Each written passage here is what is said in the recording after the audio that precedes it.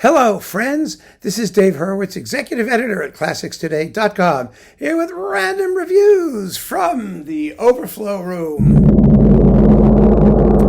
Now, we are doing very, very well getting out of the MOs. I'm a little bit torn because we have right now Miaskovsky. Now, Miaskovsky, we're now in either the MIs or the MYs, depending on how you spell it. And these are both Naxos Marco Polo recordings, and they spell it two different ways on each disc. So I sort of stuck it in between, sort of in the MOs, it sort of wound up there. I don't know why. Maybe I'll stick it someplace else, but that's okay. The bottom line is we have here, he may show up again, depending on how I've alphabetized this. Symphonies numbers 5 and 9 with the BBC Philharmonic under Edward Downes. And this is not a Chandos recording. This is a Marco Polo recording, interestingly enough. These are big symphonies. If you like Miaskovsky, you're going to like them. They're major symphonies. Most of my Miaskovsky is upstairs because all the boxes came out, so I got rid of the individual discs. We have the Svetlanov Symphony Cycle and all the string quartets and all that stuff. So there's that. And then we've got, Symphonies 24 and 25 with the Moscow Phil and Dmitri Yablonsky. Also, pretty seriously large works. He wrote some much shorter, more compact ones. And I'm glad to have these. I don't love him. I really don't. He's one of those composers who I think is often fairly, ordinary sounding, not terribly interesting. But when you listen to it, he's kind of like Metner. It grows on you the better you know it. Some of it doesn't grow at all, in my view, but that's okay. So there's just those two things for now, and there are other things maybe in other parts of this under MI or who knows what, but those were there. So that's where I'm talking about him. Then we've got, Dmitri Mitropoulos. Look at this. The Great Conductors of the Universe series. Remember that? Great Conductors of the 20th Century. These are with Cologne Radio, New York Phil, and WDR Symphony Orchestra Cologne. Mahler 6, which is a really scruffy and sort of weird performance with some odd instrumental retouching. Berlioz's Romeo and Juliet excerpts, La Mer, and Salome's Dance of the Seven Veils.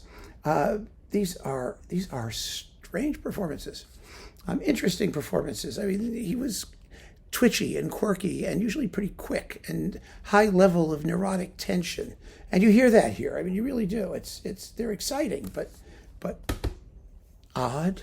And then we have this thing that I got from Greece, The Art of Dmitri Mitropoulos. This was Sony Greece, believe it or not. This was before the big box came out. So what have we got? We've got his Tchaikovsky Fifth with New York Phil, 1954.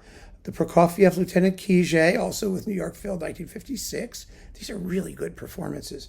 Prokofiev's Third Piano Concerto from 1946 with Mitropoulos at the piano, playing like a demon. Very similar to Prokofiev's own performances. Hard, brittle, fast, that kind of thing. Exciting as hell. And Shostakovich 5 with the New York Phil from 1952. You couldn't get this stuff any other way back in the day. And so we had no other choice. And so I got it, and I have it, and I'm hanging on to it. It's a wonderful souvenir. And last but not least, Ludwig or Leon Minkus. We just had a chat about Minkus, actually. Some people who are Minkophiles were talking about how glorious and wonderful he is. He wrote trashy ballet music, basically, but he was very good at writing trashy ballet music, and some of it's very beautiful. It's very danceable. It's enjoyable to listen to. I can take it here and there, basically. It's not great music, but it's very solid music. It really is. And we have Don Quixote, the complete ballet with the Sofia National Opera Orchestra under Nadine Todorov on Naxos. Then we've got Le Bayadere, the fabulous, famous Richard Bonning performance. Now, this performance, with the English Chamber Orchestra is in John Lanchbery's orchestration. I actually prefer the original. Lanchberry thinks that adding harp glissandos and glockenspiel parts is just the ticket. To take trashy ballet music to the next level, well, it does take it to the next level of trash. I think we should be nicer to him. I really do. He deserves better. He was a serious artist. Here's a very good Don Quixote, again from Sofia with the National Opera Orchestra under Boris Spasov on Capriccio. Don Quixote may be his greatest ballet. It's a good work, a solid work all the way through. The Bayadere has its fun things, but also kind of some silly things. And here again, we have Spasov and Sofia doing La Bayadere and Paquita, the complete recording. Bayadere is only excerpts.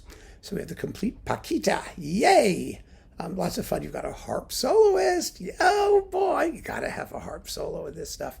So Minkus is fun. I'm happy to sort of have collected him, and I continue to do so, actually, off and on. When the mood takes me, it's great to listen to in your car. It's road music to the nth degree.